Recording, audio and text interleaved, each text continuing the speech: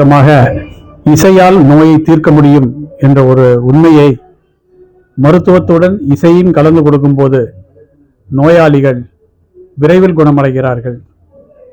எந்த ஒரு நோயாளியும் பொதுவாக கேன்சர் நோயாளி மிகவும் பாதிக்கப்படும் போது அவர் மனதளவிலும் உடலளவிலும் சமூக அளவிலும் அவர் பாதிக்கப்படுகின்றார்.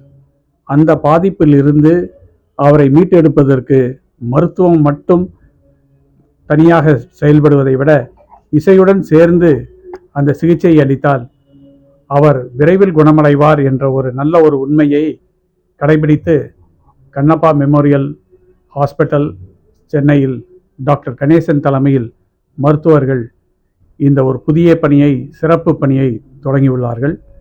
பாராட்டப்பட வேண்டியது. தேவாரத்திலும் திருவாசகத்திலும் திருப்பு வழியிலும் உள்ள நோய் தீர்க்கும் பதிகங்களை அவர்கள் நேற்றும் இன்றும் பல இசைக்கலைஞர்களுடன் பாடி அதை செயல்படுத்தி வருவது மிகவும் வரவேற்கத்தக்கது.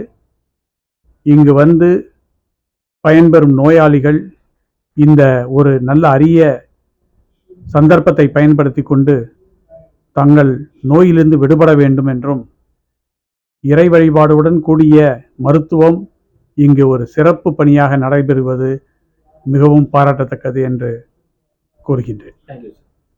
Chairman of Kannappa Memorial Hospital and Cancer Center. We have been conducting a music program with the aim of sort of using music for the treatment of cancer patients. One of my very good friends, a Chartered Accountant, Mr. Mohan, who has been working previously with Deloitte, he is with me. Please listen to what he says about this program and the hospital. Thank you, Doctor. Thank you, Dr. Ganeshan. So, I know Dr. Ganeshan for a very long time, and he has started this new hospital which is focused on cancer care.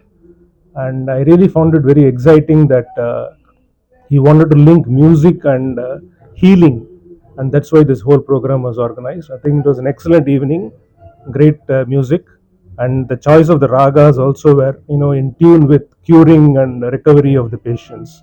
And doctor is always focused on quality of work, and I wish him all the best in this new endeavor and success in this new cancer related hospital. Thank you so much.